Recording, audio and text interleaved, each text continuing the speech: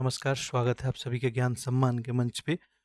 अभी हाल-फिलहाल जो आपका यूपी-पीसीएस जो है प्रीलिम्स होने वाला है, इसको ध्यान में रखते हुए हम लोग टेस्ट पेपर के माध्यम से प्रैक्टिस कर रहे थे। वैसे में दृष्टि द विज़न, दृष्टि है इसका टेस्ट हम लोग देख रहे थे और इसमें देखा जाए तो हम लोग 10 टेस्ट जो है देख चुके हैं। एक आपको फुल लेंथ का टेस्ट भी कराया गया था, टेस्ट नंबर 10 और टेस्ट नंबर 9 जो था इसका सीसेट का था। तो कुछ प्रश्न बचे हुए हैं, जो आपको करा दिए जाएँगे। मैथमेटिक्स वगैरह उसमें फिनिश करा दिया गया था। हिंदी के, अंग्रेजी और कुछ जो है कम्युनिकेशन के बचे हुए थे वो आपको करा देंगे। आज हम लोग इसका टेस्ट नंबर 11 देखेंगे, 2511 देखिए कोड है और ये भी आपका सीसेट का पेपर है, ठीक है? जैसे कि मैं बताया था कम से कम 4-5 कोशिश करेंगे कि कम से कम डिस्कस कर दिया गया और पिछला दिन जैसे मैं बताया था कि आप लोग को एक टेस्ट पेपर खुद से प्रैक्टिस करने के लिए दिया जाएगा, तो 25 को जो है आपको टेस्ट पेपर मिला और काफ़ी सारे लोग अटेम्प्ट भी किए हैं, ठीक है? कुछ लोग जो है आंसर भी वो सेंड किए, चलिए बढ़िया है, क्या बात है। तो आप लोग टेस्ट पेपर वगैरह अटेम्प्ट जब-जब मैं आपको देते रहूँ, फुल लेंथ टेस्ट ही आपको दिया जाएगा अटेम्प्ट करने के लिए, तो आप लोग अटेम्प्ट करते रहेंगे। बाकी हम अपने स्तर पे प्रैक्टिस वगैरह कराते रहेंगे। चलिए इसके हम लोग प्रश्नों को देखते हैं और एक-एक प्रश्न को देखते हैं और आप लोग ईमानदारी पूर्वक उत्तर देने का जो है प्रयास करेंगे। जैसा कि मैं बताया था कि पहले ही आपको पता है यहाँ पे हिंदी होता है एक, अंग्रेजी के प्रश्न होते हैं, कम्युनिकेशन, संप्रेषण वगैरह और एक आपका मैथमेटिक्स और रीज़निंग। ठीक है? ज़्यादातर प्रॉब्लम जो आता है मैथमेटिक्स, रीज़निंग में आता है। बाकी देखिए हिंदी आपको याद है तो आप करेंगे, आपको आता है। अंग्रेजी की भी वही कहानी है, ठीक है? आइडियम, एडम्स फ्रेजेज़ हो गए, कुछ पैसेजेज़ जो होते हैं यहाँ पे आसान आते हैं, ठीक है? सिनोनिम हो गया आपका, एंटोनिम हो गया, ये सब जनरली पूछा जाता है, हिंदी का भी वही कहानी है, ठीक है? कम्युनिकेशन आसान होता है, तो उसको आप लोग ईज़िली कर सकते हैं। बाकी मैथमेटिक्स, रीज़निंग भी अगर बात करें यूपी पीसीएस का तो आसान ही आता है, बहुत मुश्किल नहीं आता है। चलिए देखते हैं हम लोग। देखिए पहला लिख रहा है कि सही पर्यायवाची शब्द का युग्म बताइए कौन-सा है? घनगिरा, तुंगनग, पतंग पीयूष, घराना और उत्पल। ये पर्यायवाची है, एक ही जैसा जो शब्द होता है। यहाँ पे सही ऑप्शन क्या बन जाएगा? ऑप्शन नंबर बी तुंग, नग, ठीक है? ये दोनों किसके हैं? तो ये पर्वत के आपके पर्यायवाची हैं, पर्वत, ठीक है? अगला देखिए, निम्नलिखित में से शुद्ध बरतनी वाला शब्द इसमें बताइए शुद्ध शब्द कौन-सा है? देखिए उज्ज्वल और ये सब मैं आपको बताया हूँ कि अभी आरो-आरो के लिए हम लोग प्रैक्टिस किए थे हिंदी का, वहाँ पे 6 सेक्शन आपको कंप्लीट कराया गया है। ये शुद्ध बरतनी वाला भी मैं आपको कराया था। वो सब आप लोग लेक्चर जाके देख लेंगे तो आपके लिए काफ़ी बेनिफिशियल रहेगा और आप लोग मैक्सिमम प्रश्न जो है हल कर लेंगे, ठीक है? उज्ज्वल ये भी इनकरेक्ट है। सही कौन हो जाएगा? ऑप्शन नंबर सी ही। अथाह शब्द का विलोम क्या होगा बताइए? अथाह का विलोम पूछा जा रहा है। गहरा, सतही, अंतहीन, सरल। अथाह जिसका कोई था ही नहीं लगा जा सके, ठीक है? तो उसका क्या हो जाएगा? सतही, ठीक है? Option number B. अगला लिख रहा है कि तीसरा पहिया बनना मुहावरे का अर्थ क्या है? तीसरा पहिया बनना, बताइए। लिख रहा है यहाँ पे कि आवश्यक रूप से किसी की सहायता करना, तिपहिया वाहन को चलाना, ज़रूरत से ज़्यादा महत्व देना, अनावश्यक रूप से किसी के बीच हस्तक्षेप करना। बिल्कुल यहाँ पे ऑप्शन क्या हो जाएगा आपका? डी ही, अनावश्यक रूप से किसी के बीच जो है हस्तक्षेप करना। अगला देखिए, शब्द है अनेकार्थिक शब्द है और यहाँ पे आपको सुमेलित करना है, ठीक है? इस फॉर्मेट में तो जनरली क्वेश्चन सेट में नहीं पूछा गया है, फिर भी कहीं पूछा जाए। चलिए, हम लोग कितना प्रश्न संख्या 5 पे आ गए। देखिए तीर है, तीर का अनेकार्थी शब्द आपका क्या बन जाएगा? ये नदी, तट, बाण और समीप। नेक्स्ट है आपका नाल, तो नाल का यहाँ पे देखिए, तो नल्ली, दंडी, डंठल। अगला है आपको फल, फल का हो जाएगा मेवा, लाभ या परिणाम और खर एक लास्ट में बचा आपका, ये खर का क्या बन जाएगा? दुष्ट, गड्ढा, तिनका।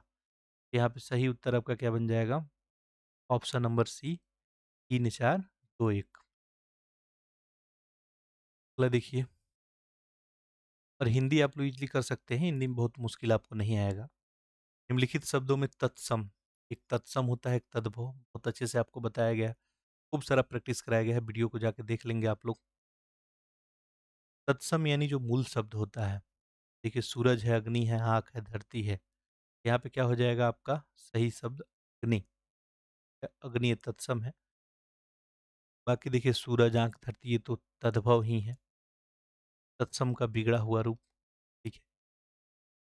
सागर में सागर भरना, इसका अर्थ बताना है आखिर है क्या? असंभव कार्य करना, कम शब्दों में अधिक बात कह देना, बड़ी चीज़ को छोटी जगह रखना, या पानी का काम।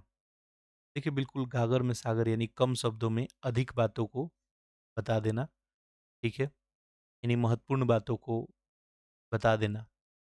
अगला देखिए बोल रहा है कि एक गद्यांश है, पैसेज है, आपको पढ़ना है और 8 से 12 का उत्तर देना है। बिल्कुल सामान्य सा पैसेज आता है यहाँ पे, जैसे गद्यांश के अनुसार सच्ची शिक्षा किसे बोलते हैं, ये पूछा गया है, ठीक है? शिक्षा का मुख्य उद्देश्य बताइए क्या है? शिक्षित व्यक्ति जो है कैसी सोच विकसित करता है? यही सब कहानी है। ये हम लोग पैसेज को देखते हैं। लिख रहा है शिक्षा केवल पुस्तकीय ज्ञान प्राप्त करना नहीं है, ठीक है? बात सही भी है, बल्कि व्यक्तित्व के सर्वांगीण विकास की प्रक्रिया है। सच्ची शिक्षा वह है जो मनुष्य के चरित्र निर्माण में सहायक हो, चरित्र निर्माण में सहायक हो और उसके अंदर संस्कारों का विकास करे और समाज के प्रति उसकी जिम्मेवारियों का एहसास कराए, ये है सच्ची शिक्षा। शिक्षा का उद्देश्य केवल रोजगार पाना नहीं है, अपितु एक आदर्श नागरिक बनना भी है। शिक्षा जो है व्यक्ति अपने कर्तव्य को समझता है, जो भी शिक्षित व्यक्ति होता है, वो अपने कर्तव्य को समझता है और अपने अधिकारों का सदुपयोग करता है, दुरुपयोग नहीं। वो अंधविश्वास से मुक्त होकर तर्कसंगत सोच जो है विकसित करता है। देखिए पहला में ही पूछा है कि सच्ची शिक्षा क्या है? केवल किताबी ज्ञान नहीं, उससे आगे बढ़ के तो जो केवल नौकरी दिलाए बिल्कुल नहीं, जो चरित्र निर्माण में सहायक हो। अच्छा इसमें ऑप्शन आप लोग पूरा पढ़ लेंगे, फिर आंसर करेंगे और सबसे ज़्यादा जो सही होगा वही सही होता है। जो केवल पुस्तकीय ज्ञान दे, जो धन कमाने में बिल्कुल नहीं। यहाँ पे तो बिल्कुल फ़ोकस किया गया था कि सच्चा शिक्षा वही है जो मनुष्य के चरित्र निर्माण में क्या होता है, सहायक करता है। शिक्षा का मुख्य उद्देश्य क्या है? लिखा गया है। देखिए, रोज़गार पाना, धन संपत्ति पाना, आदर्श जो है नागरिक बनना, ठीक है? बाकी सब कुछ तो मिल ही जाता है। शिक्षित व्यक्ति कैसी सोच विकसित करता है? शिक्षित व्यक्ति का सोच कैसा होता है? लिख रहा है अंधविश्वास भरी, तर्कसंगत, भावनात्मक या संकीर्ण।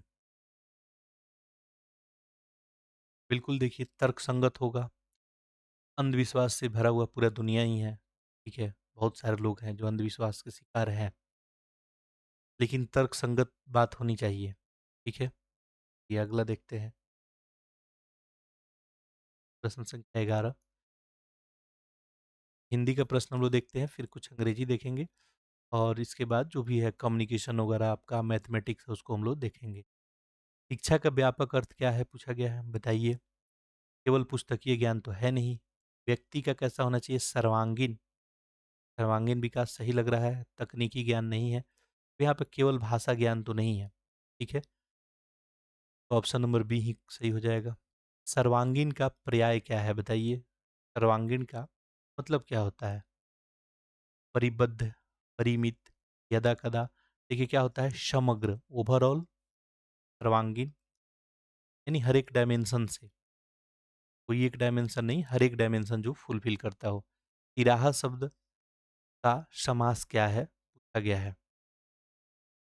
क्रमधारय है, बहुव्रीहि है, द्वंद्व है, द्विगु है। तिराहा, 3 राहों का समूह, यानी ये कैसा है आपका? ये द्विगु समास है। कौन सा शब्द जो है कृष्ण का पर्यायवाची नहीं है? ठीक है, कृष्ण का कौन पर्यायवाची नहीं है? देखिए श्याम तो है, वासुदेव भी बोलते हैं, मधुसूदन भी, वसुदेव नहीं बोलते हैं, वासुदेव बोलते हैं, ठीक है? ये करेक्ट था, इनकरेक्ट हो जाएगा डी। अगला देखिए, निम्नलिखित में कौन सा वाक्य भाववाचक संज्ञा का प्रयोग दिखाता है? भाववाचक संज्ञा के भी भेद होते हैं, आपको पता ही है। भाववाचक यानी कि गुण या तत्व के रूप में, ठीक है। यहाँ पे देखते हैं, सत्य की जीत हुई है, सत्यवादी पुरुष आया है, सत्य बोलो, उसका वचन सत्य है, कौन सा हो जाएगा? देखिए, सत्य की जीत हुई है।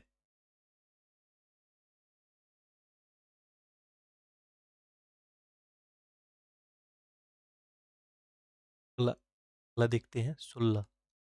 विलोम शब्द चुनना है, इसमें बताना है कौन सा है।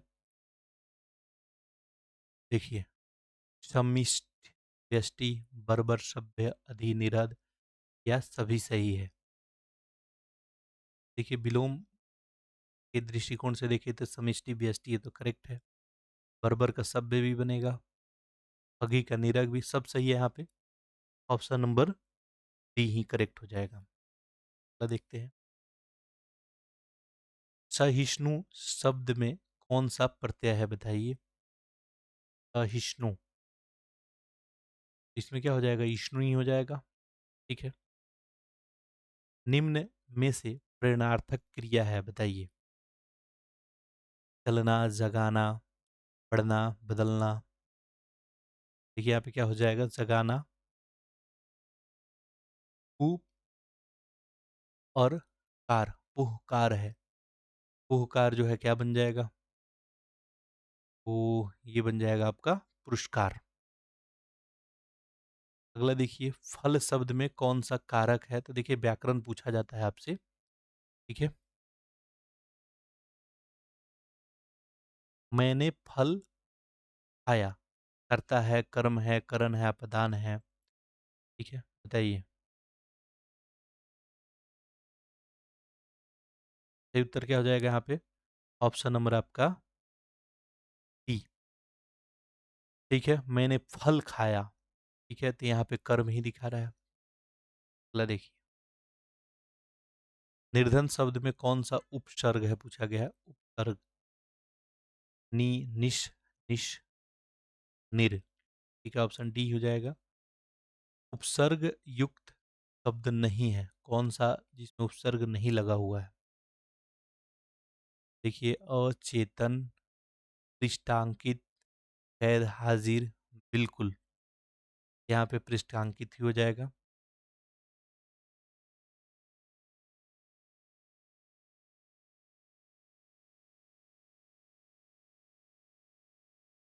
अगला देखिए क्या बोल रहा है, निम्नलिखित में से कौन सा अरबी शब्द नहीं है, ठीक है। देखिए, अशर तो है, उम्र है, कब्र है, ऑप्शन क्या हो जाएगा? डी, बेगम। बेगम शब्द जो है अरबी नहीं है, ये आपका तुर्की है। क्या है? तुर्की है। एक टेस्ट पेपर और आपको दिया जाएगा, और आज गैप देके यानी नेक्स्ट डे आपको दिया जाएगा एक फुल लेंथ का टेस्ट। सभी लोग उसको जरूर अटेम्प्ट करेंगे। टेलीग्राम ग्रुप डिस्क्रिप्शन बॉक्स में लिंक है, ज्वाइन करेंगे। बाकी नंबर पता है आपको, भेज देंगे आप लोग। बाकी पता है ये भी आपको कि क्योंकि मैं हॉस्पिटल का दौर है अभी, मैं लाइव लेक्चर नहीं ले पा रहा हूँ, तो इसके लिए क्षमा प्रार्थी हैं आप सभी से। आप सभी धैर्य बनाए रखेंगे, जैसे ही सिचुएशन कंट्रोल में होती है फिर आपको जो है लाइव लेक्चर भी देखने को मिलेगा, ठीक है। अनेक युगों से चले आने वाले के लिए एक शब्द बताइए, क्या होगा? तो देखिए, अनेक युगों से जो चलने वाला है, सनातन है, सर्वव्यापी, अजय, अमर, सनातन ही, ठीक है। लिपि की आवश्यकता होती है, बताइए। भाषा बोलने में, भाषा लिखने में, भाषा समझने में, तीनों में सही उत्तर क्या बनेगा? ऑप्शन नंबर बी, ठीक है, भाषा लिखने में।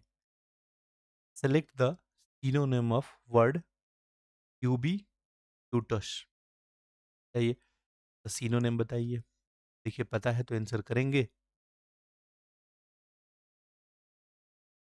यूबिक्यूटस का मीनिंग यही होता है आपका, प्रेजेंट एवरीवेयर और वाइड स्प्रेड। यहाँ पे सही क्या हो जाएगा आपका? ओमनी प्रेजेंट, ऑप्शन नंबर सी।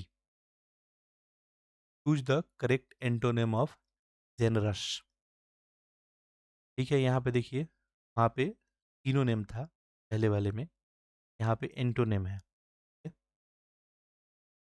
जेनरस है, काइंड है, ग्रीडी है, लिबरल है।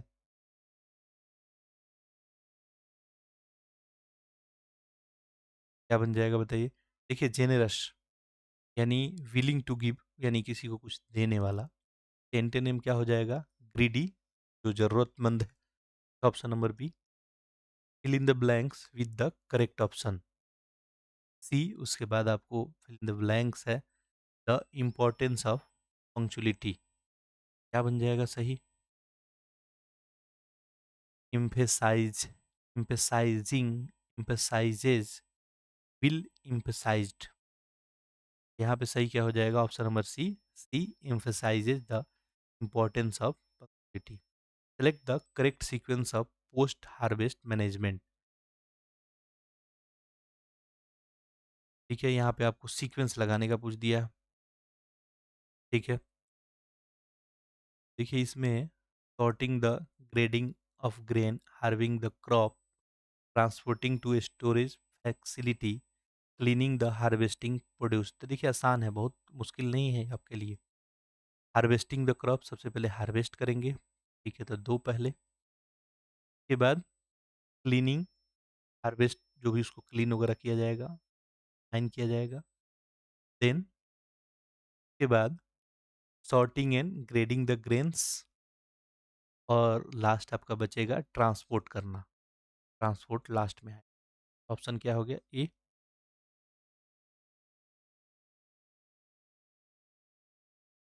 चलिए अगला ये पैसेज है, और पैसेज देखिए बहुत मुश्किल नहीं आता है। मैं अंग्रेजी जिनके लिए डिफ़िकल्ट है, यानी आपको सिनोनिम याद नहीं है, एंटोनिम याद नहीं है, ठीक है, वन वर्ड सब्स्टिट्यूशन, या आपका एक्टिव से पैसिव भी कभी-कभी आता है, नरेशन हो गया, वॉइस हो गया, ठीक है, क्वेश्चन टैग वगैरह। मान लीजिए आपको प्रॉब्लम आ रहा है, तो आप पैसेज वाला प्रश्न ज़रूर कर सकते हैं। अगर आपके प्रश्न पत्र में पैसेज दिखे, तो काफ़ी आसान होता है, इसको पढ़ेंगे और आप लोग आंसर ईज़िली कर लेंगे। ठीक है, चाहे हिंदी हो, अंग्रेजी, दोनों के लिए है। जैसे देखिए यहाँ पे क्वेश्चन क्या-क्या पूछा जा रहा है। What is the primarily cause of climate change according to the passage? Passage के अकॉर्डिंग प्राइमरीली कॉज़ कौन-सा है? सबसे प्राइमरी कॉज़ कौन-सा है बताइए? अगला देखिए, what does the passage suggest about the people must affected by climate change? क्या सजेस्ट किया जा रहा है? ठीक है, ऐसे-ऐसे प्रश्न हैं। चलिए हम लोग पैसेज को पढ़ते हैं, बाकी आप लोग आसानी से आंसर कर सकते हैं। देखिए क्या लिखा गया है। Climate change is one of the most significant global challenge of 21st century. बात सही भी है। ठीक है? It refer to long term alteration in temperature, rainfall patterns and weather system primarily caused by human activity such as burning fossil fuel। ये भी कारण है। ठीक है, डिफॉरेस्टेशन एंड इंडस्ट्रियल इमिशन, यही सब कहानी लिख रहा है। ये जो है लॉन्ग टर्म आपका अल्टरनेशन ऑफ टेम्परेचर के लिए, रेनफॉल पैटर्न हो गया, वेदर, और प्राइमरीली कॉज क्या लिख रहा है? Human activity. ये कौन कौन सा है? तो देखिए, बर्निंग फॉजल फ्यूल हो गया, पेड़ों की कटाई, डिफॉरेस्टेशन, इंडस्ट्रियल इमिशंस वगैरह, यही सब है। आगे देखिए क्या लिख रहा है। This activity increase the concentration of green house gases. इससे क्या हो रहा है? कंसंट्रेशन ग्रीन हाउस गैसेज का बढ़ रहा है, like carbon dioxide in atmosphere which trap heat and leads the global warming. आप लोग ज्योग्राफी इन्वायरमेंट वगैरह में पढ़ी लिए हैं, या साइंस में भी देख सकते हैं इसको, ग्रीन हाउस गैस के बारे में। ये कार्बन डाइऑक्साइड ज़रूरी है अर्थ के लिए, लेकिन एक क्वांटिटी में, उससे ज़्यादा होगा हमारे एटमॉस्फेयर के लिए अच्छा नहीं है, क्योंकि हीट को ऑब्जर्व करके रखता है, ये इसका कैपेसिटी है, और हीट ऑब्जर्व करेगा, आपको पता है ग्लोबल वार्मिंग होगा। ठीक है, the impact of climate change is visible through rising sea level, समुद्र का लेवल बढ़ रहा है, melting glaciers, extreme weather events, जैसे देखिए मौसम पहले होता था उसमें चेंजेस देखने को मिल रहा है आपको, and loss of biodiversity, diversity जैव विविधता को भी खो रहे हैं हम लोग। It affected not just a environment but also public health, agriculture, water availability and economy सबको इफ़ेक्ट कर रहा है ये, ठीक है? Health, agriculture. आगे देखिए क्या लिख रहा है, vulnerable communities specially in developing countries fear and burnt of these changes despite contributing the least to the problem. Addressing the climate change required global cooperation, policy reform, technology innovation, and individual responsibility. तो climate change को address करते हुए देखिए global cooperation रहना चाहिए। आपको पता है कॉप का बैठक उठक होता है, पॉलिसी रिफॉर्म, पॉलिसी में चेंजेस होना चाहिए, टेक्नोलॉजी इनोवेशन, इंडिविजुअल रिस्पॉन्सिबिलिटी भी है। Shifting to renewable energy sources हो रहा है आजकल, ठीक है? भारत में भी देखेंगे तो protecting forest and promoting sustainable lifestyle are essential step. ऐसा लाइफ स्टाइल सस्टेनेबल, यानी आप दोहन नहीं करेंगे प्राकृतिक संसाधनों का। Importantly, climate action must be inclusive and equitable, ensuring that both present and future generation can live in the stable and healthy environment. तो ठीक है, बहुत सामान्य सा कहानी था। अब देखिए प्राइमरी कॉज पूछा जा रहा है, ऐसे के शुरुआत में ही लिखा हुआ था। देखिए पहला लिख रहा है कि natural variation in earth orbit, ठीक है, overuse of water resources, human induce emission and deforestation. ठीक है, पैसेज में क्लियरली इस पे हाईलाइट किया गया था और बताया गया था शुरुआती में ही आपको, ठीक है? देखिए यहाँ पे क्लियरली आप लोग देख सकते हैं, प्राइमरीली कॉज किसको बताया जा रहा है? ह्यूमन एक्टिविटी को, ठीक है? इसलिए ऑप्शन जो है ऑप्शन नंबर कि आपको देखिए पैसेज जब भी पढ़ना होता है ना तो अपना दिमाग नहीं लगाना है वहाँ पे, आपको पैसेज के अकॉर्डिंग ही आंसर करना है, ठीक है? अगला देखिए, what does the passage suggest about the people must affected by climate change, ठीक है? लिख रहा है industrialisation in develop nations, communities responsible for emission, population in developing country, environment, scientists। क्या बन जाएगा बताइए?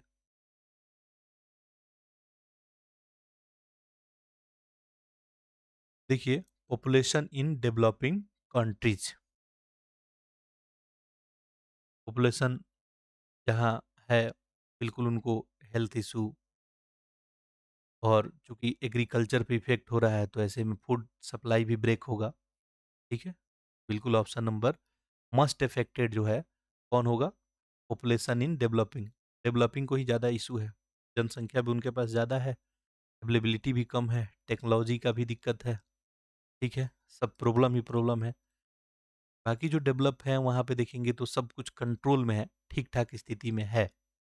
अगला देखिए, what is the central theme of the passage? क्या हो सकता है थीम पैसेज का?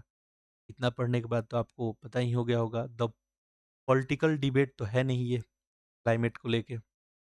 Effect and solution related climate change, the science of global warming, the future of climate policy. देखिए बेस्ट क्या हो सकता है? Option number B, effect and solution related, solution के लिए बात किया गया था यहाँ पे, ठीक है? और इफेक्ट भी बताया गया था। Which of following is not mention in the step to combat climate change? Shifting the renewable, क्या स्टेप हो सकता है क्लाइमेट चेंज को रोकने के लिए? बिल्कुल रिन्यूएबल पे हम लोग ज़्यादा फॉसिल फ्यूल, ठीक है? एक कम अगर निर्भरता होगी, ठीक है? हरित ऊर्जा पे काम हो रहा है। प्रोटेक्टिंग फॉरेस्ट को बिल्कुल प्रोटेक्ट करना होगा। प्रोमोटिंग सस्टेनेबल लाइफ स्टाइल कैसा होना चाहिए? बिल्कुल सस्टेनेबल लाइफ स्टाइल आप लोग समझ ही रहे हैं, के लिए गोल भी बनाया गया है आपको और उस पे काम भी हो रहा है, बट उस स्तर से नहीं होता है जैसे होना चाहिए, ठीक है? कि आप प्राकृतिक संसाधन जो भी आपके पास रिसोर्सेज हैं, उसका दोहन नहीं करें, इस तरह उपयोग करें कि आने वाले भविष्य की पीढ़ियों के लिए भी क्या हो? सुरक्षित हो। बैलेंस अप्रोच रखें। इंक्रीजिंग ग्लोबल ट्रेड, ठीक है? ट्रेड वगैरह का तो बात इसमें नहीं आएगा, ठीक है? ऑप्शन नंबर यही सही हो जाएगा। और प्रश्न है देखिए, the phrase climate action must be inclusive and equitable means क्या हो सकता है इसका? लिख रहा है only rich country should take responsibility, क्या उन्हीं को केवल रिस्पॉन्सिबिलिटी लेना चाहिए? बिल्कुल नहीं, क्योंकि यहाँ पे इक्विटेबल वर्ड भी यूज किया गया है। Action should benefit all specially the vulnerable, तो ऑप्शन नंबर बी ही आपका करेक्ट हो जाएगा। तो पैसेज में आपको बताया गया था प्रेजेंट और फ्यूचर जनरेशन दोनों को ध्यान में रख के। अगला देखिए, ये सब है इसमें, और पैसेज से रिलेटेड प्रश्न है। Which of following is the correct passive, अच्छा पैसेज का कहानी खत्म हो गया। अब देखिए पैसिव फॉर्म पूछा गया है, पैसिव फॉर्म ऑफ, देखिए एक्टिव से पैसिव वॉइस आपको आता है, यानी एक ही बात को कहने का एक तरीका होता है, ठीक है? दो तरीके से बात एक ही है, कहने का तरीका। एक्टिव टू पैसिव बहुत आसान होता है, ठीक है? चलिए यहाँ पे हम लोग देखते हैं। लिख रहा है दे क्लीन्ड द रूम, इसी को आपको क्या करना है? पैसिव में कन्वर्ट करना है, ठीक है? द रूम इज क्लीन, सबसे पहले तो कहानी द रूम से ही शुरू होगा, इसमें तो कोई डाउट नहीं है, ठीक है? और बाकी वर्ब थर्ड ही रखते हैं इसमें जनरली, ये हम आपको एक्टिव पैसिव नहीं पढ़ा रहे हैं, लेकिन पैसिव में जनरली वर्ब थर्ड ही रहता है आपका, वर्ब थर्ड ही रहता है। कोई भी फॉर्म हो वर्ब थर्ड में कन्वर्ट करते हैं। रूम इज क्लीन्ड, ठीक है? यहाँ पे बन जाएगा आपका, देखिए एक्टिव टू पैसिव, पैसिव जहाँ भी होगा, सबसे पहले इसमें करते क्या है? जो भी ऑब्जेक्ट होता है वो सब्जेक्ट बन जाता है। सब्जेक्ट यहाँ पे है क्या इस सेंटेंस में, ठीक है? ऑब्जेक्ट द रूम है, तो द रूम सब में दिख रहा है, कोई दिक्कत नहीं। उसके बाद देखिए, जो भी आपका वर्ब होता है वो चेंज होता है, ठीक है? तो यहाँ पे देखें क्लीन्ड है, यहाँ पे द रूम वाज क्लीन्ड हो जाएगा, ऑप्शन नंबर आपका बी, ठीक है? अगला देखिए, which among the following is correctly spelled word, ठीक है? स्पेलिंग जो है करेक्टली किसका है, यही बताना है। ओकेजन, ओकेशन, ओकेशन, देखिए क्या हो जाएगा? ऑप्शन नंबर आपका डी ही, ओकेजन, यही सही लिखा हुआ है। देखिए जो अंग्रेजी का कहानी है वही हिंदी में भी उसी तरह का ठग जाता है आपसे। अगला है choose the correctly option, find out the meaning of the items given below, once in blue moon के लिए क्या यूज कर सकते हैं? नेवर, ऑफेन, रेयरली, ऑलवेज, तो देखिए once in a blue moon, ठीक है? सीधा बात है, रेयरली ही होगा ये, ठीक है? ऐसा तो घटना हमेशा होता नहीं है, ब्लू मून की घटना। यही सब है आपका अंग्रेजी का प्रश्न वगैरह, ठीक है? पिछला में अंग्रेजी नहीं कराए थे तो इसलिए करा दे रहे हैं, लोग नाराज ना हो जाए। Change in the indirect form, देखिए ये नरेशन यहाँ पूछा गया आपसे, ठीक है? लिख रहा है he said I will go tomorrow, ठीक है? और इसको इनडायरेक्ट फॉर्म में आपको बदलना है, ठीक है? यहाँ पे ही सेड से ही शुरू होगा और इसके बाद दैट लग जाएगा, ही सेड दैट। देखिए यहाँ पे सारा ऑप्शन आप एलिमिनेट कर सकते थे, दो, दो एलिमिनेट हो रहा है, ठीक है? चलिए ही सेड दैट के बाद बनेगा आपका आई विल गो टुमारो, ठीक है? तो यहाँ पे चेंजेस जो आपका हो जाएगा, he would go the next day, option number A ही सही हो जाएगा, ठीक है? विल जो होता है आपका वुड में चेंज हो जाएगा, टुमारो जो होता है वो नेक्स्ट डे में चेंज होता है, तो ऐसे में ऑप्शन नंबर बिल्कुल ये करेक्ट है। Which word is the noun form of decide, ये कौन सा है? सही उत्तर आपका क्या बन जाएगा यहाँ पे? ऑप्शन नंबर ये डिसाइडिंग है, decided, decision, deceive, option number यहाँ पे डी ही। डिसीजन पता ही है आपको, ये डिसाइड है, ठीक है? डिसाइड का मतलब क्या हुआ? वर्ब के फॉर्म में यूज हो रहा है ये, और डिसीजन क्या हो जाएगा? नाउन हो जाएगा। Choose the correct article, A an the वगैरह प्रयोग जो करते हैं आप लोग। He is a heir to the throne, an होगा, द होगा या कुछ है। यहाँ पे क्या हो जाएगा?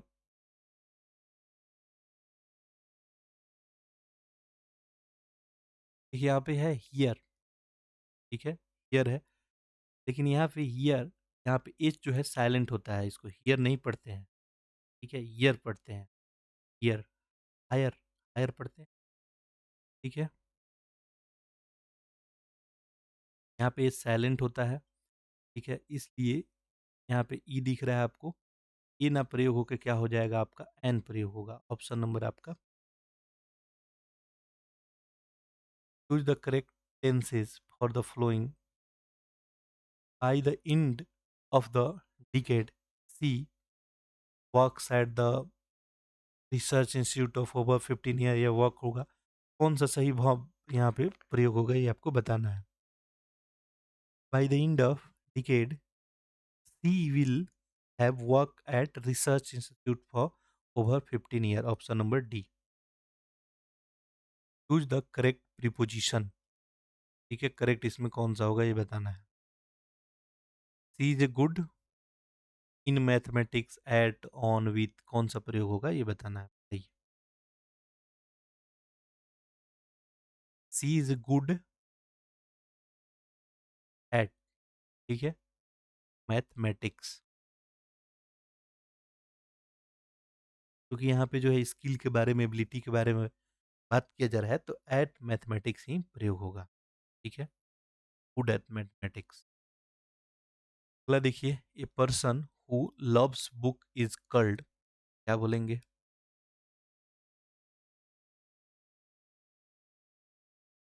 ठीक है, बिब्लियोफाइल। देखेंगे तो बिब्लियो, इसका मीनिंग ये होता है आपका बुक, ठीक है? और फाइल का मतलब होता है यहाँ लवर, बुक रवर, ठीक है? Choose the correct sentence, correct कौन सा है ये आपको बताना है यहाँ पे।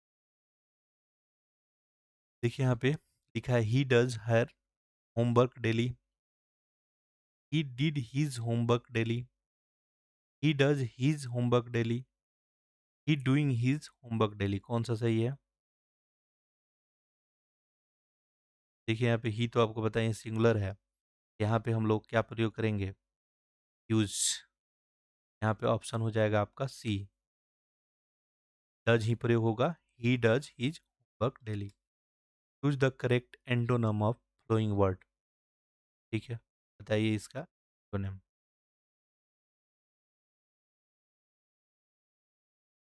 देखिए, अब अब फुस्केट, अब जो है फुस्केट, इसका मीनिंग क्या होता है? डिफिकल्ट टू अंडरस्टैंड, ठीक है? इसका आपको एंटोनिम बताना है, तो क्या बनेगा? कंफ्यूज करने वाला तो होगा नहीं, कॉम्प्लिकेटेड भी नहीं होगा, ये तो सब सिनोनिम हो जाएगा। यहाँ पे ऑप्शन क्या हो जाएगा? बी, क्लेरिफाई, ठीक है? क्लेरिफाई का मतलब ये होता है कि आप इजीली उसको समझ जाएं, और इसका मतलब क्या है कि आप बहुत जो है डिफिकल्टी से समझ पा रहे हैं किसी चीज़ों को। आगे बढ़ते हैं।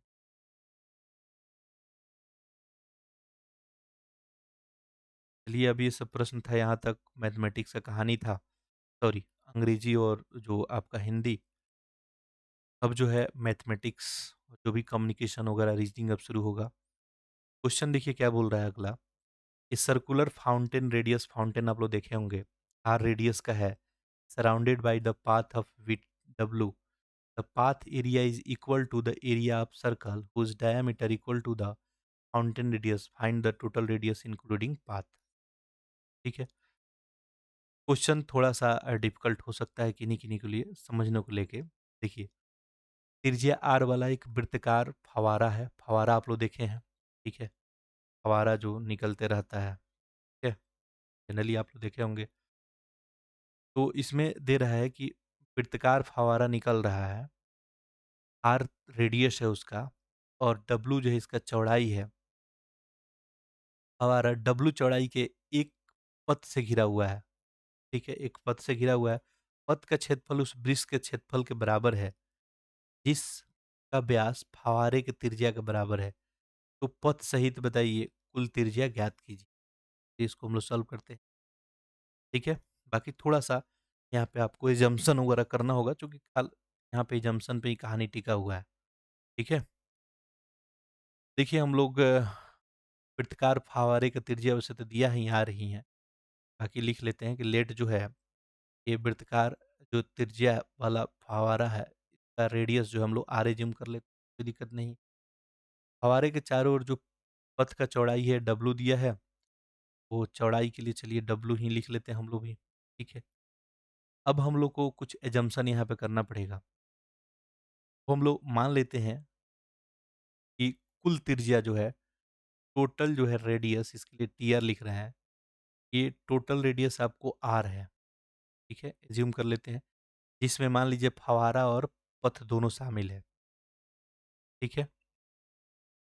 ये अज़्यूम हम लोग कर लेते हैं। इसका मतलब क्या हो जाएगा, r इज़िकल टू यहाँ पे क्या हो जाएगा, r प्लस w, ठीक है, कोई दिक्कत नहीं। अब देखिए पथ का क्षेत्रफल क्या होगा, पथ जो भी दिया है, रास्ता जो भी है, उसका क्षेत्रफल अगर देख निकालें हम लोग, क्षेत्रफल तो पता ही है, चूँकि r रेडियस का है, फॉर्मूला वृत्त का पता ही है, पाई r स्क्वायर होता है। हम लोग चूँकि पथ का रेडियस r माने हैं, क्षेत्रफल क्या हो जाएगा इसका, पथ का अगर केवल क्षेत्रफल निकालना होगा, ये तो टोटल रेडियस हम लोग अज़्यूम किए इंक्लूडिंग फव्वारा। तो देखिए पाई r स्क्वायर टोटल वाला हो गया, माइनस क्या करना पड़ेगा, ये फव्वारा वाला घटा देना होगा, ठीक है। ये टोटल है और ये फव्वारा वाला क्या आ जाएगा, पथ का क्षेत्रफल आ जाएगा, ठीक है, कोई दिक्कत नहीं है। अब देखिए यहाँ पे ये जो r है, r की जगह पे r प्लस w इस्तेमाल हम लोग कर सकते हैं, कोई दिक्कत नहीं आएगा। आई इंटू r प्लस w का स्क्वायर माइनस,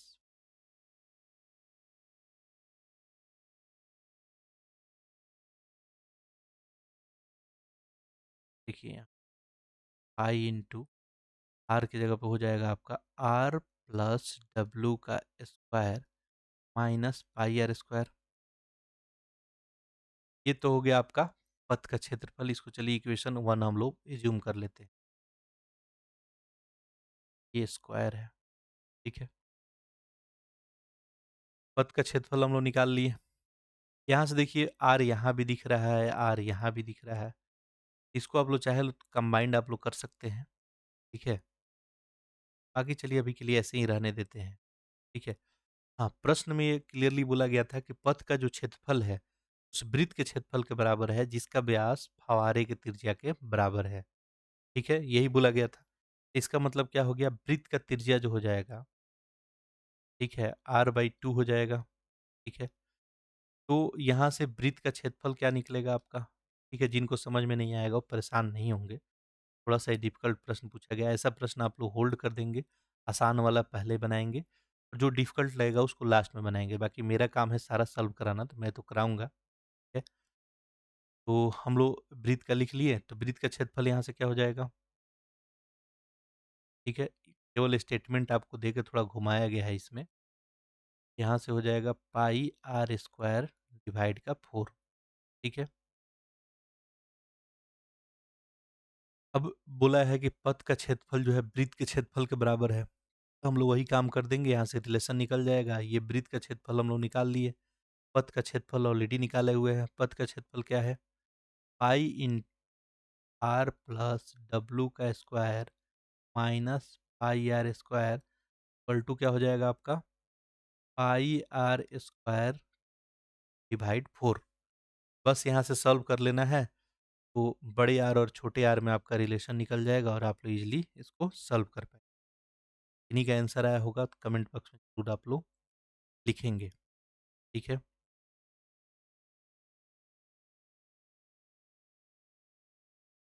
यहाँ पे देखिए एक काम करते हैं, ये पाई आर स्क्वायर है, इसको एक तरफ लेके चले जाएँ।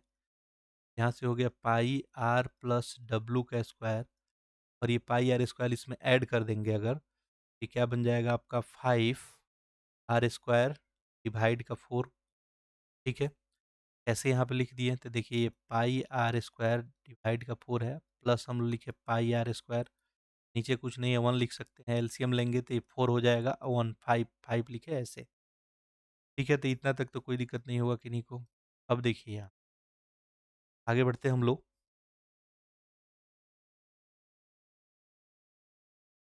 यहाँ पे पाई तो यहाँ भी है, ठीक है? ये पाई से तो पाई कैंसिल हो गया, तब इसको आप लोग लिख सकते हैं आर प्लस डब्ल्यू का square equal to 5r square divide का 4, ठीक है? कोई दिक्कत नहीं है। अब देखिए, आपको पता है कि r प्लस डब्ल्यू किसके बराबर है? r के, कैपिटल R के। यहाँ पे आप लोग क्या लिख सकते हैं? कैपिटल R का square equal to 5r square divide by 4। यहाँ से कैपिटल R इक्वल टू क्या हो जाएगा? Root under 5r square divide का 4। देखिए 5 का रूट तो कुछ बनता नहीं है, तो यहाँ से हो जाएगा r इक्वल टू रूट 5, ये r बाहर निकल जाएगा, डिवाइड का 2। यही आपका आंसर हो जाएगा। r equal to r root 5 divide by 2 option में है क्या?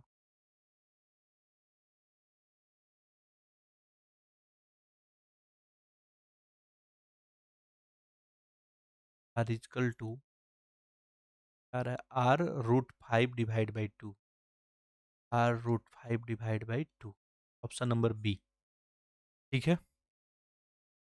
चलिए, ये थोड़ा सा डिफिकल्ट प्रश्न था, बाकी परेशान नहीं होना है, ठीक है? इस प्रश्न के लिए थोड़ा घुमाया गया था। अगला देखिए, प्रश्न क्या बोल रहा है? देखिए, बोल रहा है कि यदि एक समुच्चय टी में 30 भिन्न अव्यय हैं, तो इसमें कितने उचित उपसमुच्चय बनाए जा सकते हैं? ठीक है, एक सेट है, टी कंटेन 20 डिस्टिंक्ट एलिमेंट। कोई मान लीजिए एक टी कंटेंट में 20 डिस्टिंक्ट एलिमेंट है। How many proper subset can be form it? कितना सबसेट बना सकते हैं? ठीक है, इसके लिए बस सिंपल सा एक फॉर्मूला होता है, आप लोग ध्यान रखेंगे। सबसेट बनाना है आपको, यहाँ पे देखिए उप समुच्चय का कुल संख्या अगर पूछा जाए, ये क्या बन जाएगा? चूंकि 20 है यहाँ पे ना टोटल, तो ये हो जाएगा 2 का पावर 20, ठीक है? लेकिन ये हम लोग क्या बनाए हैं? उप समुच्चय का कुल संख्या। लेकिन यहाँ पे पूछा क्या है? कितने उचित उप समुच्चय बना सकते हैं? उचित, उचित के लिए क्या करना पड़ेगा आपको? -1 कर देना होता है, बस कुछ नहीं, -1 करके, तो ऑप्शन नंबर यहाँ पे डी।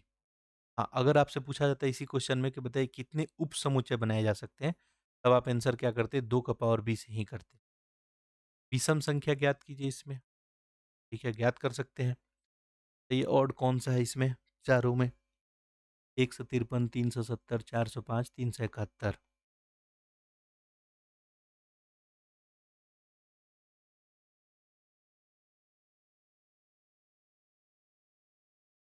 देखिए सब जो है आर्मस्ट्रांग संख्या है, कौन सा? 153 है, 370 है आपका, 371 है। लेकिन ये 405 नहीं है। आर्मस्ट्रांग संख्या किसको बोलते हैं? जहाँ संख्या के अंकों के घनों का योग उस संख्या के बराबर होता है, ठीक है? जैसे आप चेक कर सकते हैं यहाँ पे, ठीक है? संख्या के अंकों के घनों का योग, ठीक है? अंकों के घनों का योग। यहाँ पे देखिए 1 का घन करेंगे 1 ही आएगा, 5 का क्या हो जाएगा? 125, 50, 25, 25 बचे, 3 का कितना हो जाएगा? 3 3 का 9, 9 3 27। अब देखिए संख्या के घनों का योग हम लोग किए 153 का, 1 का 1 ही आ जाएगा घन, 5 का 125 और इसका 27, ये आप लोग जोड़ेंगे तो 7 5 12 1 13, 2 2 4 1 5, 153 आ गया। लेकिन 405 यहाँ पे नहीं है, इसलिए आंसर आपका क्या हो जाएगा? Option number C. आप लोग इसको भी चेक करके देख सकते हैं 405 को। देखिए 4 का क्यूब करेंगे तो आपका क्या बन जाएगा? 4 चौका 16, चौका 64, जीरो का तो जीरो बनेगा, 5 का 125 बनेगा, 5 4 9, ये 2 8, ये 189 बन रहा है। कितना बन रहा है? 189, क्योंकि बनना चाहिए 405, ठीक है? वैसे आप लोग 371 को भी चेक करके देख सकते हैं, 370 को चेक करके देख सकते हैं, ठीक है? 3 का 27 बनेगा, 7 सत्ते 49, 7 9 63, 7 चौके 28, 28 6 34, 343 ही होता है। थोड़ा मेरे को दिमाग में याद नहीं आ रहा था तो मल्टीप्लाई करना पड़ा। बाकी ये सब आपको बताया था कि 1 से 20 तक आप लोग क्यूब याद कर लेंगे एट लीस्ट, ठीक है? और 1 से 20 तक स्क्वायर याद कर लेंगे। से ज़्यादा भी याद कर ले बेहतर है आपके लिए। 0 का 0 ही। देखिए ऐड करेंगे क्या बनेगा? 7 3 10, 4 2 6 1 7, 370 बन गया। ठीक है? चलिए अगले प्रश्न की ओर बढ़ते हैं हम लोग।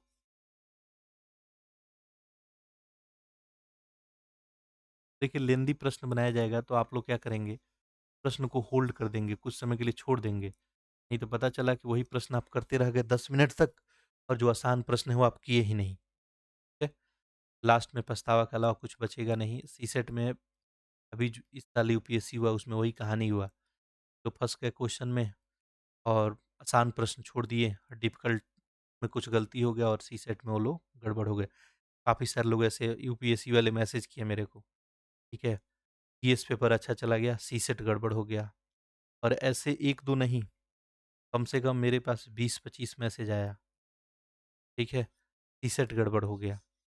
इसमें आपको यही ध्यान रखना है, किसी प्रश्न को दिल पे नहीं लेना है कि नहीं हमको तो मैथमेटिक्स आता है तो बना के ही छोड़ेंगे। ऐसा आप लोग बिल्कुल नहीं सोचेंगे। जो डिफ़िकल्ट लगे, लेंदी लगे, कॉम्प्लेक्स कुछ ऐसा प्रश्न होता है जो लेंदी देखने में होता है बट बनाने में नहीं होता है। कुछ प्रश्न ऐसा होता है अब ये देखिए ये प्रश्न थोड़ा-सा देखने में लेंदी लग रहा है, ठीक है? बनने में लेंदी हो कि नहीं वो अलग चीज़ है, लेकिन देखने में तो लेंदी लग रहा है, बाकी पढ़ने के बाद पता चल जाएगा, ठीक है? देखते हैं चलिए इसको। लेंदी जहाँ देखेंगे, आप लोग उसको छोड़ देंगे, जो आसान प्रश्न होगा उसको सॉल्व करेंगे क्योंकि सीसेट में आपको टफ नहीं करना है, क्वालीफाई करना है, ठीक है? तो ऐसा नहीं हो कि क्वालीफाई ही नहीं हो, जीएस पेपर बहुत अच्छा किए हैं, सीसेट में गड़बड़ हो गए। इस बात को आप लोग ध्यान में रखेंगे। लिख रहा है ये एक व्यस्त चौराहा है, 5 ट्रैफिक सिग्नल लाइट है वहाँ पे, 5 लाइट है। सुबह 6 बज के 10 बजे एक साथ हरी होती है वो, ठीक है? चौराहा, ठीक है? चौराहा का मीनिंग आपको पता ही चल रहा है, रोड आ रहा है चारों तरफ से, इधर से भी। लिख रहा है कि 6 बज के 10 मिनट पे ये लोग क्या होते हैं, हरा होते हैं। इसके बाद आगे कहानी, फिर प्रत्येक लाइट अपने निश्चित अंतराल के बाद घूमती है, ठीक है? आपको पता है इधर से रोड चालू रहेगा, इधर से बंद रहेगा, ठीक है? ठीक है, फिर इधर से जब बंद रहेगा, इधर से चालू रहेगा, ऐसे ही होता है ट्रैफिक लाइट, सबको कहानी पता है ट्रैफिक लाइट का, ठीक है? आए दिन आप लोग देखते हैं। कह रहा है कि प्रत्येक लाइट जो है, निश्चित निश्चित अंतराल के बाद भी होता है, कुछ सेकंड के लिए कोई खोला जाता है, कुछ सेकंड के लिए कुछ। उन अंतरालों के बाद फिर से हरी हो जाती है। लाइट 1 जो है 6 मिनट में हो जाती है, लाइट 2 जो है 9 मिनट में, लाइट 3 12 मिनट में, लाइट 4 15 में और लाइट 5 18 मिनट में। पूछ रहा है अगली बार किस समय सभी 5 ट्रैफिक लाइटें ठीक एक ही समय में हरी होंगी, ठीक है? एक तो 6 बज के 10 मिनट पे हुई है, इसके बाद देखिए समय अंतराल अलग-अलग है, एक 6 मिनट बाद हो रहा है, एक 9 मिनट बाद, एक 12 मिनट, एक 15 मिनट, तो अगला कब जो है वो एक ही साथ हरा होगा सब, ये बताना है, ठीक है? और इस प्रश्न के लिए आपको बताया था जब भी कुछ है आपको कुछ नहीं करना है, दिमाग लगाना है, एलसीएम निकाल देना है। जो भी एलसीएम बनेगा वही आपका आंसर बन जाएगा। ये हम लोग इसका एलसीएम निकालते हैं। सबसे पहले 6 मिनट है, 6 6 को 2 इंटू 3 लिख सकते हैं। हम लोग यहाँ पे कॉमन फैक्टर वाला ही इस्तेमाल कर रहे हैं। बाकी देखिए एलसीएम निकालने का तरीका और भी है। एक सामान्य सा जो पहले बचपन में आप लोग इस्तेमाल करते थे ऐसे 6 9 12 हो गया, 15 हो गया और 18। ये देखिए 2 से 2 तिये 6 9 2 छक 12 15 2 9 18। उसके बाद फिर 3 से 3 एकम 3 3 तिरी का 9 3 दूनी 6 3 15 3 तिरी का 9 फिर 3 से 1 3 एकम 3 2 ही रहने दे, ये 5 ही रहने दे, 3 एकम ये 5 दूना 10 हो गया, 10 तिया 30 30 तिया 90 90 दूना 180 कितना आ गया? 180 मिनट आ गया आपका, ठीक है? यहाँ से कितना आ गया? 180 मिनट। ये मिनट है चूँकि हम लोग मिनट में देख रहे थे। 180 मिनट में आपको पता ही है कितना होता है? 3 घंटा होता है। तो ज़ाहिर-सा बात है कि सुबह जो है 6 बज के 10 मिनट पे पहला बार ग्रीन हो रहा था, तो इसके 3 घंटे बाद फिर से होगा, यानी 9 बज के 10 मिनट, ठीक है? सुबह 9 बज के 10 मिनट पे ऑप्शन नंबर सी। देखिए ये क्वेश्चन का क्या कहानी था, देखने में भले ही लेंदी लग रहा था बट था आसान। इसलिए आप लोग देख के प्रश्न नहीं छोड़ेंगे, एक बार उसको पढ़ेंगे, पढ़ने में तो 20 सेकंड से ज़्यादा टाइम नहीं लगेगा। फिर उसके बाद आपको लेंदी लगता है छोड़ देंगे, जैसे ऐसा प्रश्न आ गया कुछ, अब आपसे पता ही नहीं चल रहा है, अब इसमें आप उलझे रहें, ऐसा-ऐसा प्रश्न कभी-कभी उलझा देता है, ठीक है? क्योंकि इसका कोई फिक्स पैटर्न नहीं होता है।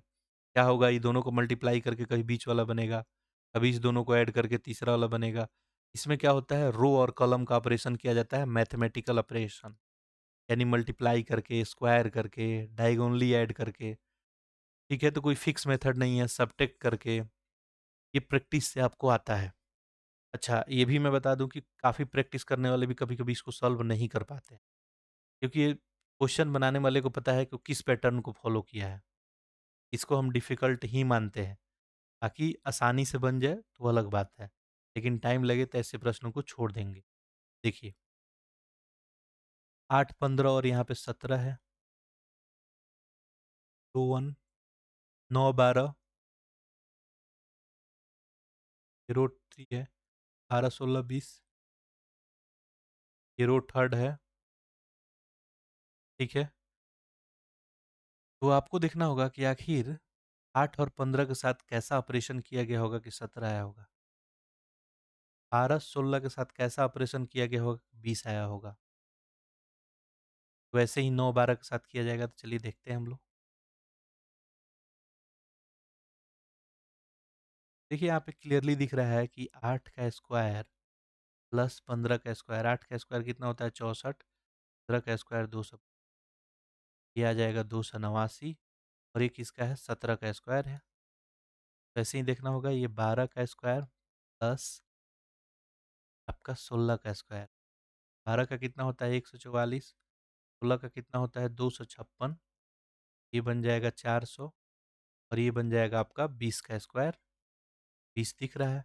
बस आपको कुछ करना नहीं है यहाँ पे। 9 का स्क्वायर 81 प्लस 12 का स्क्वायर 144, ठीक है। ये 225, 225 किसका हो जाएगा 15 का स्क्वायर, आंसर जो है ऑप्शन नंबर डी। चलिए, हम लोग 50 प्रश्न पूरे कर लिए। अब जो हम लोग प्रश्न संख्या 51 से लेके और 100 तक जो है अगले लेक्चर में देखेंगे। बाकी आप लोग लेक्चर को जो है देखते रहें, ठीक है। चैनल को सब्सक्राइब कर लेंगे, शेयर कर लेंगे, अपना फीडबैक ज़रूर लिखेंगे, और अगले दिन जो है इसका 50 प्रश्न हम आपको करा देंगे। टाइम लगेगा अभी काफ़ी, कि मैथमेटिक्स बहुत सारा है, मैथमेटिक्स में तो टाइम लगता है, लेक्चर का लेंथ काफ़ी बड़ा हो जाएगा। तो अगले लेक्चर में हम लोग सॉल्व करेंगे, ठीक है। तब तक के लिए आप लोग रिवीजन करते रहें, आपका जो भी नोट्स वगैरह है पढ़ते रहें, ठीक है। और कमेंट बॉक्स में अपना कमेंट लिखना नहीं भूलेंगे, और चैनल को सब्सक्राइब कर लेंगे, और अपने दोस्तों में ज़रूर इसको शेयर कर देंगे। चलिए, तो मिलते हैं अगले लेक्चर में, तब तक के लिए आप सभी का बहुत बहुत